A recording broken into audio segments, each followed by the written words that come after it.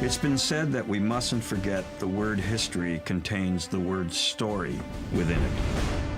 So as we set out to make this latest chapter of The Mummy, we vowed to remember just that. It's sort of a way to see what cultural vision is really all about. To push ourselves beyond simple research. This is one of the other sets that we had to do, one of the bigger ones. This is actually the one with the terracotta army. To blend reality and fantasy. These are pieces of the old wall left over from 2,500 years ago. This place actually is a very valuable place, nearest ideal place for shooting near Beijing city. And to be inspired by the great stories history has to tell. That's the throne room up there? This emperor is a military dictator, so his palace is much more of a fort.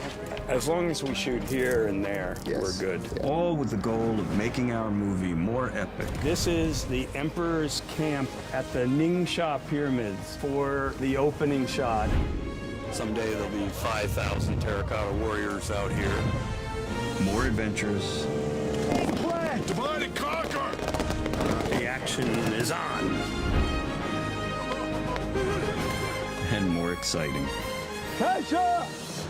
We're in the middle of a wild battle at this point. People with spears and arrows and bullets, charges and battle and guns, all this fun stuff.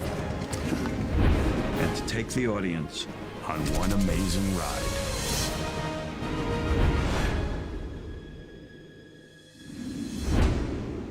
Three years ago, Steve Summers, Bob Doucet, myself, Jim Jacks had been talking about the third mummy and what could it be. When we decided, oh, let's do something different and fresh for the third mummy, let's take it somewhere else, and I had this idea about doing it all in China. I'm a history buff, and I've always been fascinated by China. I have read an enormous amount on Chinese history, even before I came into this. The level of attention to detail of the culture were essential ideas to Rob. And frankly, I think one of the reasons that Rob was so attracted to the film. I saw in this my chance to do a movie about China. Like everything, we do lots of research. People think, oh, I do research, but we honestly, we read everything we can. And I started reading all about the terracotta army. And the idea was put on the table of the famous Xi'an warriors of China, and how cool would it be if a mummy could bring them to life, and the emperor mummy could raise an army, and of course, go out to conquer the world, which mummies seem to always have on their mind. This emperor, I quickly thought, should be Jet Li. I think he's cool, he's handsome, he's an amazing martial artist, but he's got a great screen presence. It's Jet Li, the man. Jet Li. So I thought, how can I utilize that? I love work with Rob very much, and he treated me like a brother. He wasn't available for all the time we needed him. So I thought, well, what if Jet is the emperor? And then once he's cursed and turns into terracotta, I make Jet a terracotta CG character who talks and walks and acts like Jet, but he's made out of baked clay. Jet Li in this movie is CG for a good portion of it. And one of the interesting things is we need to address the challenge of showing him have emotion and act while being made of a really hard material like that. Making a CGI thing act and talk and be the essence of a real widely known actor, that's a whole new thing. The idea in this script that the terracotta warriors of Xi'an were in fact the mummies. Most everyone that we tell that to, they go, that is a great idea. That's fantastic. I mean, there's so much mystery surrounding those. Why were they there? Why were they put there? What was the rationale behind it?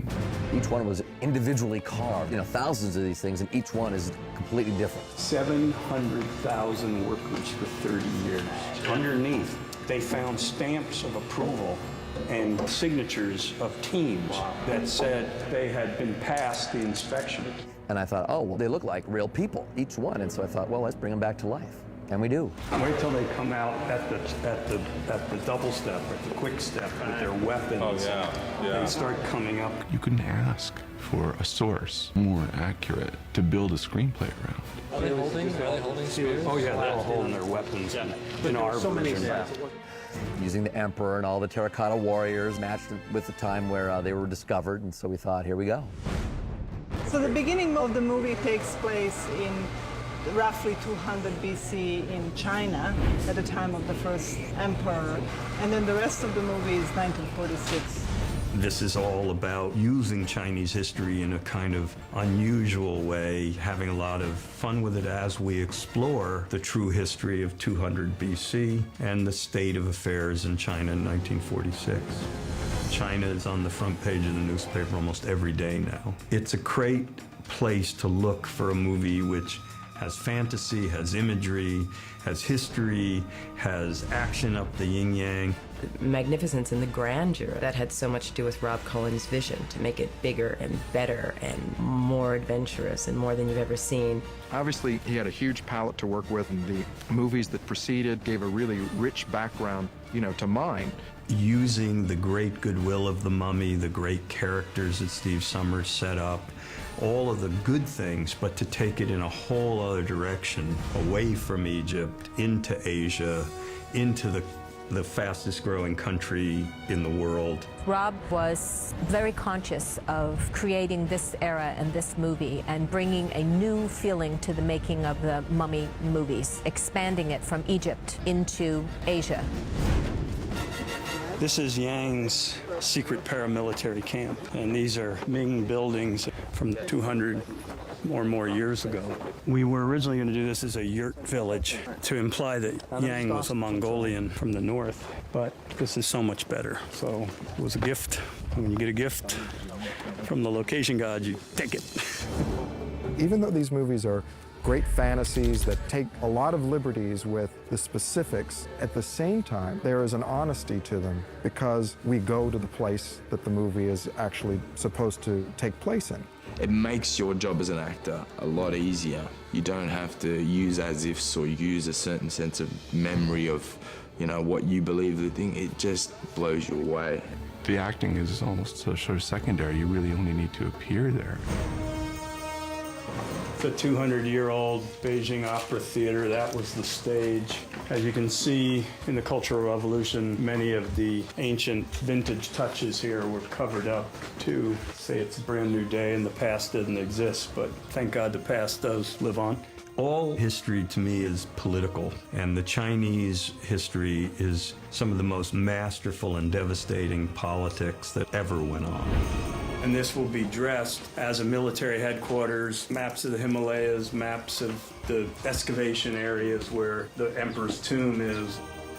There's quite a lot of Chinese craftsmanship in the movie that gives the really true flavor, more than a flavor that can be passed on from just research. There are so many talented sculptors, designers, artists, prop makers. It's amazing how much details they put into every single thing they do. A little piece of wood would be carved in, little tiles on the roof would be carved in, everything is lined up. You got details of dragon head on the roof, which is it's just for the beauty of it. The Chinese way of building and the way they love their history. They love their country and they know their country. They're a tightly knit community. They really work sort of like a tribe. That means something to me personally. And of course, no building feat in Chinese history is greater than the Great Wall itself.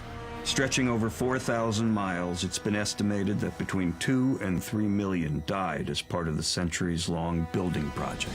Just the very audacity to think of a project this huge, thousands of miles of it, takes your breath away.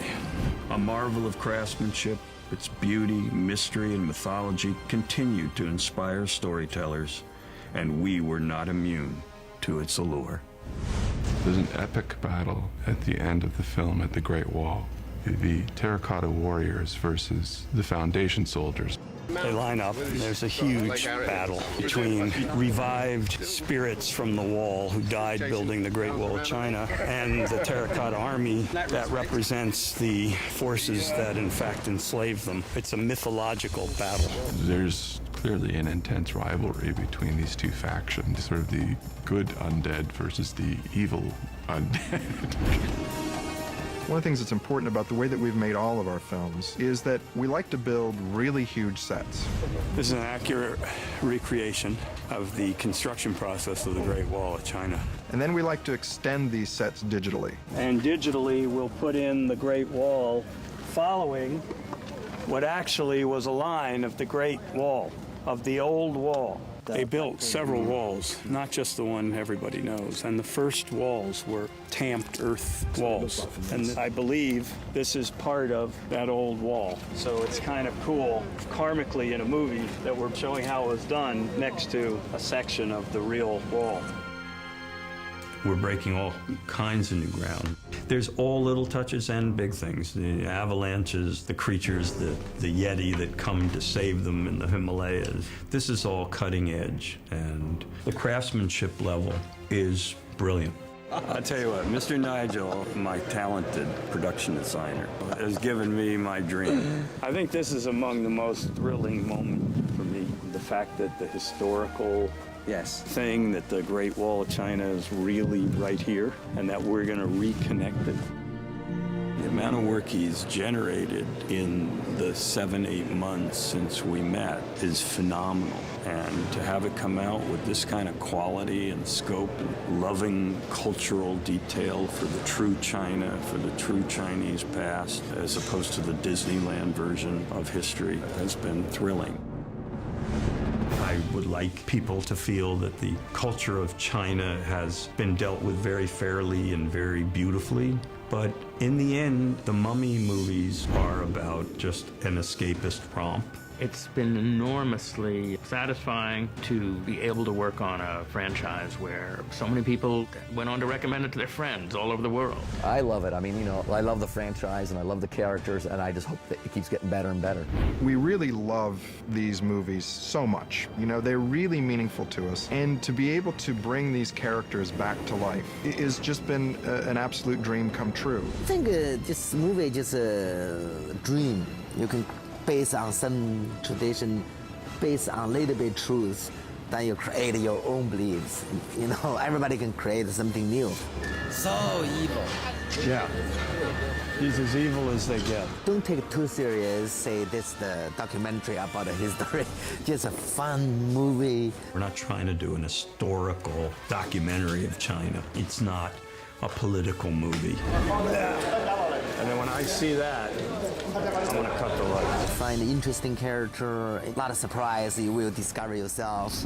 It's a combination of imagery, a very fine cast, and this element of China right at the time where I think the whole world's consciousness is turning to China. And since I've been a Sinophile for, I don't know, the last 15 years, I've been just fascinated by this country, its people, its history. So it's kind of interesting to explore all this stuff and bring it in a breathless and very innovative way, colorful way, and glamorous way, really, to the audience.